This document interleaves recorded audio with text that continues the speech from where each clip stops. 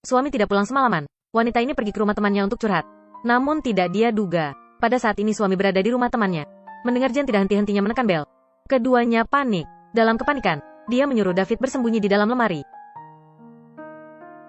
Ada apa? David semalaman tidak pulang. Apakah kau bisa menemaniku untuk pergi mencarinya? Baiklah, akan aku temani. Duduk dulu, aku akan pergi berganti pakaian. Dia datang ke ruang tidur. Namun yang tidak dia sangka adalah, baju David terlihat dari luar. Ketika dia panik dan ingin merapikannya, Jen dan penggemarnya masuk ke kamar tidur. Jim melihat kejanggalan.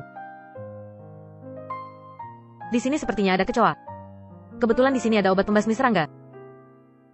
Melihat Sunny dengan pandangan memohon, Jim yang menjadi penggemar tidak membongkarnya, dan Jen yang tidak tahu apa-apa mempercayai teman ini. Dia tidak sengaja melihat suami sedang berbicara dengan seorang wanita. Jen mengira itu adalah wanita simpanan suami. Dia sibuk menelpon, memanggil Sunny untuk datang menangkap basah suaminya. Apakah semalam dia bersama dengan wanita ini? Bagaimana kau tahu? David juga bingung. Tidak ada yang perlu dijelaskan padanya. Tertawa dengan bahagia. Kau menyuruhku untuk tenang tapi kau begitu gugup. Sunny hampir saja ketahuan. Di dunia ini tidak ada tembok yang padat. Ketika David ingin kembali ke rumah, Sunny malah cemburu. Dia lalu datang ke lantai bawah rumah David dan mengatakan, sedang mengancamnya. Aku sekarang berada di lantai bawah rumahmu. Aku mau kau sekarang menemuiku. Sudah kubilang sudah terlalu larut. Lain hari saja ya. Aku tidak peduli. Kalau begitu aku akan pergi mencarimu. Dia berbohong pada Jen akan pergi bertemu klien. Tapi sebenarnya pergi ke rumah Sunny. Ketika David kembali pada tengah malam, istri merasa ada yang tidak beres.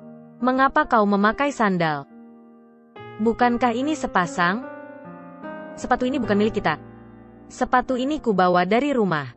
Tadi aku masih mencarinya. Bila berkata seperti ini, bagaimana Jen akan percaya? Hari kedua, dia datang ke rumah Sunny untuk curhat. Selingkuhan. Betul, David bilang pergi bersosialisasi. Tapi dia naik ke mobil seorang wanita dan pergi. Lalu tengah malam baru kembali. Ketika dia kembali, dia memakai dua sandal yang berbeda. Sunny melirik ke samping. Dalam sekejap, dia panik. Ketika dia bermaksud untuk menyembunyikan sandal tersebut, tanpa diduga, akan terjadi sesuatu.